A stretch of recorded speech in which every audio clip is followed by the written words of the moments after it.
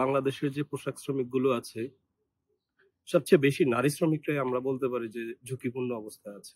বর্তমানে অটোমেশনের কারণে অনেক নারী শ্রমিক চাকরি হারাচ্ছে। পুরাতন যারা অভিজ্ঞ শ্রমিক আছে, তারা কিন্তু চাকরি হারাচ্ছে।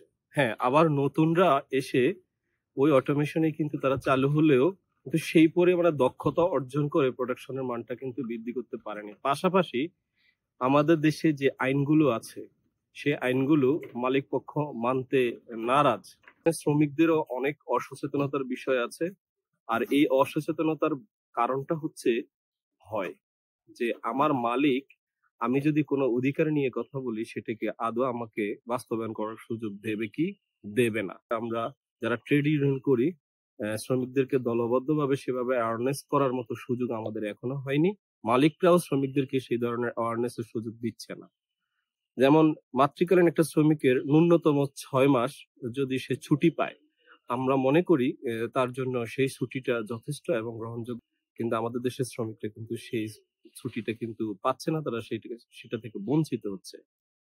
আরেকটি বিষয় হচ্ছে বর্তমানে যেই পরিমাণে শ্রমিক আছে বাংলাদেশে, সেই পরিমাণে কিন্তু কর্মসংস্থানও কিন্তু বাড়ছে। কিন্তু কোনো কারণে তাদের অধিকার নিয়ে তারা যদি কোনো আন্দোলন করতে যায়, তাদেরকে সুন্দর করে একটা কালো তালিকার মধ্যে ফেলে দিয়ে তারা তাদেরকে চাকরি থেকে ছুটো করে দেয় এবং তাদের বিভিন্ন অধিকার থেকেও বঞ্চিত করে দেয়। তার মধ্যে বর্তমানে আগে আমরা উপলব্ধি করতে পেরেছি বেশিরভাগ হয়তো পুরুষ শ্রমিক থাকলেও এখন নারী শ্রমিকও যখন তাদের অধিকার সম্পর্কে কিছুটা সচেতন হয়েছে, তখন নারী শ্রমিকদের প্রতিও তাদের এই দৃষ্টিভঙ্গিটা চলে গেছে যে নারী শ্রমিকরাও এখন আন্দোলন করতে শিখছে, কথা বলতে শিখছে, অ্যাওয়ারনেস করতে শিখছে। তখন এই শ্রমিকগুলো ওই কালো তালিকার আওতায় কিন্তু মালিকদের দৃষ্টিতে চলে আসে।